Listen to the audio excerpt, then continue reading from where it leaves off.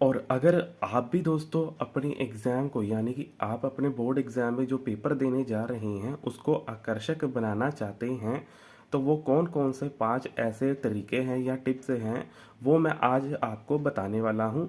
तो वीडियो में बने रहें। तो अगर आपने वीडियो को 3 मिनट भी देख लिया तो आपका जो पेपर होगा बहुत ही आकर्षक बनेगा, जिससे क्या होगा कि एग्जामिनर आपको फुल मार्क्स देने पर मजबूर हो जाएगा। तो वो कौन कौन से 5 ऐसे टिप्स हैं या ट्रिक्स हैं वो मैं आपके साथ आज शेयर करने वाला हूँ। तो वीडियो को एंड तक जरूर देखें। तो सबसे पहली जो ट्रिक मैं आपको बताऊंगा या टिप्स बताऊंगा वो होगी कि सबसे पहली टिप्स है हमारी आज की, वो है लिखावट सुंदर लिखें। अगर आप अपने पेपर को यानी कि अपने एग्ज़ाम को अच्छा आकर्षक दिखाना चाहते हैं तो सबसे पहला जो आपको मंत्र अपनाना होगा वो होगा आपको अपनी लिखावट को सुंदर लिखना होगा। पहले 2-3 पेज होंगे उसको आप सुंदर तरीके से लिखें। तो ये आपकी जो पहली टिप्स होगी, इसको आप ध्यान में रखिएगा कि आपको अपना जो पहले जो 2-3 पेज होते हैं उसको सुंदर तरीके से लिखें, जो लिखावट हो आपकी सुंदर हो, जिससे क्या होगा कि एग्जामिनर को पढ़ने में दिक्कत नहीं होगी आपका पेपर चेक करने में।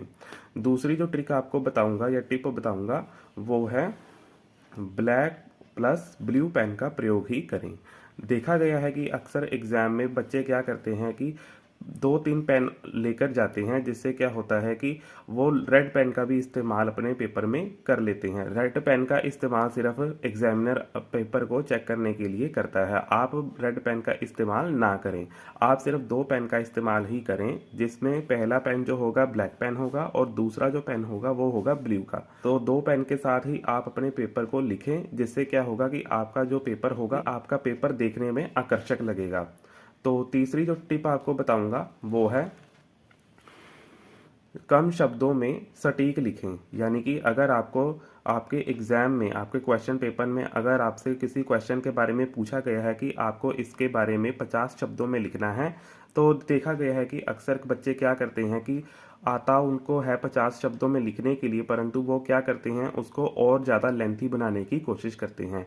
इससे दोस्तों आपका समय तो बर्बाद होता ही है, इसके साथ क्या होता है कि अगर आपको 50 शब्दों में लिखने के लिए कहा गया है तो इससे अगर आप 50 शब्दों की बजाय 100 शब्दों में लिखते हैं तो नंबर तो आपको उतने ही मिलते हैं, चाहे आप उसको 50 शब्दों में बयान कीजिए या फिर 100 शब्दों में बयान कीजिए। तो ऐसी गलती बिल्कुल भी ना करें आप अपने एग्जाम में।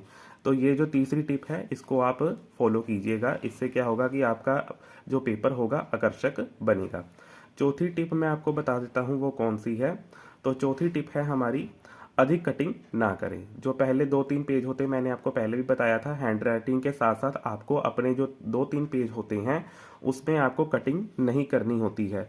अगर आप कटिंग करते हैं तो पहला जो फर्स्ट इम्प्रेशन होता है वो लास्ट इम्प्रेशन होता है, इसलिए आप अपने जो 2-3 पेज होते हैं पहले उसको कटिंग ना करें किसी भी वर्ड्स को। आगे जो आपकी पांचवी टिप मैं आपको बताऊंगा जिससे कि आपका पेपर एग्जामिनर चेक करते समय आपको फुल नंबर देगा, जिससे कि आपका एग्जाम हो जो होगा आपका जो पेपर होगा वो आकर्षक बनेगा। वो पांचवी टिप है कि आप एक के बाद दूसरे प्रश्न में 2 लाइनों का अंतर यानी कि गैप रखें।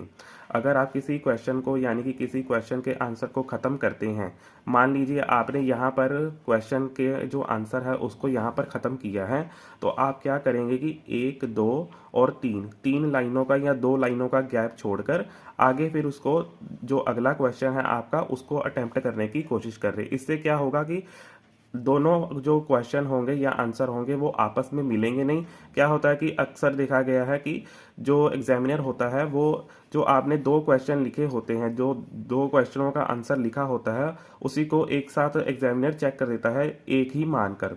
तो अगर आप 2 क्वेश्चनों को अलग अलग यानी कि 2 लाइनों के गैप डालकर लिखेंगे तो इससे क्या होगा कि एग्जामिनर जब आपकी कॉपी को चेक करेगा, एक तो देखने में वो आकर्षक लगेगी और दूसरा जो क्या होगा कि आपका जो पेपर होगा देखने में अच्छा लगेगा और सीधे सीधे एग्जामिनर को पता चल जाएगा कि ये एक नंबर क्वेश्चन है या 2 नंबर क्वेश्चन है। इसी प्रकार से आप इस ट्रिक को आजमाएंगे तो आपके जो एग्ज़ाम में नंबर होंगे वो बहुत ही अच्छे आने की संभावना बढ़ जाती है। तो मैं खुद एक टीचर हूँ, तो अगर मैंने भी मैं अपने स्कूल में पढ़ाता हूँ, तो मैंने भी अपने स्टूडेंट को ऐसे ही लिखने के लिए कहा था, जिससे क्या हुआ था कि उनके बोर्ड एग्ज़ाम में बहुत ही अच्छे नंबर आए। तो आप भी इस ट्रिक को आजमाइएगा, जिससे कि आपके एग्ज़ाम में बहुत अच्छे नंबर आने की संभावना बढ़ जाती है। अगर वीडियो अच्छी लगी तो वीडियो को लाइक कीजिए, सब्सक्राइब कीजिए। अभी के लिए मुझे दीजिए इजाज़त। धन्यवाद।